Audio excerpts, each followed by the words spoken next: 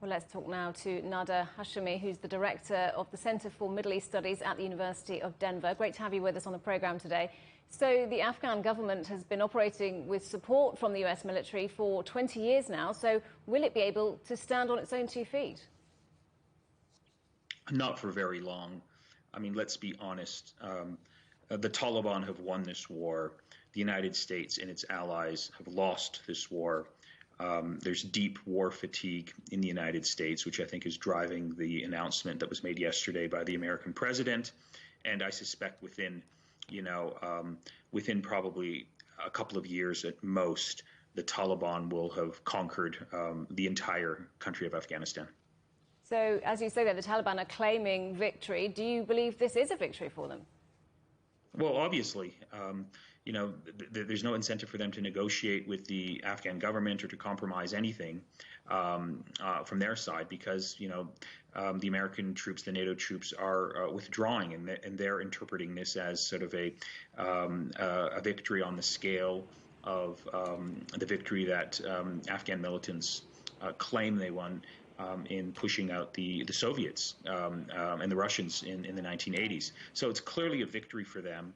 They just have to wait until the American troops leave. And of course, the big concern here from a human rights perspective is, what does this mean for Afghan women? What does this mean for minorities in Afghanistan? And that's the big concern that no one seems to be willing to address. Do you think this withdrawal, though, is more about a US assessment of what its main security threats are, rather than necessarily what's going to happen in Afghanistan?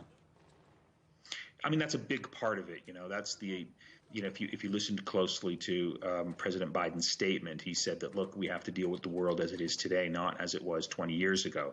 So there's a general view that the threat that the Taliban and Al-Qaeda poses today is not as great as it was 20 years ago. There are new challenges coming from Russia, coming from China, and that is the official justification. And there's no I think that's a very valid argument. I don't think the Taliban, pose a national security threat to the United States, but they certainly pose an immense threat to the people of Afghanistan, and that's the big concern here.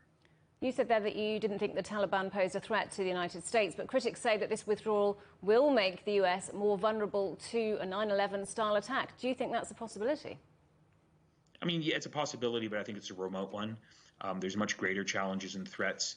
I suspect the Taliban have learned a very painful lesson that they will not want to give safe haven to Al-Qaeda or to ISIS to allow them to stage another attack on the United States, because the Taliban will face retaliation. So on the scale of threats that the United States is facing today, the Taliban are not in the top of that list.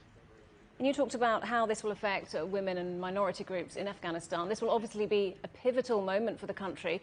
What do you think will happen next? Well, it's very disappointing because they're going to bear the brunt of the conquest of Afghanistan when eventually we all will witness, I suspect, within the next couple of years, the Taliban marching into Kabul. And it's going to be, very reminiscent of those scenes and those images that we've all seen from the Vietnam War when the last helicopter was leaving the American embassy roof in Saigon. So, as bad as the situation is, the military situation is in Afghanistan, we should not forget that significant gains have been registered in terms of human development, in terms of access to education for women, in terms of women's participation in politics, in terms of the creation of the civil society. All of that now is in jeopardy as a result of, the decision that was made yesterday in Washington, D.C. Nada Hashemi from the University of Denver, thanks very much indeed for joining us today.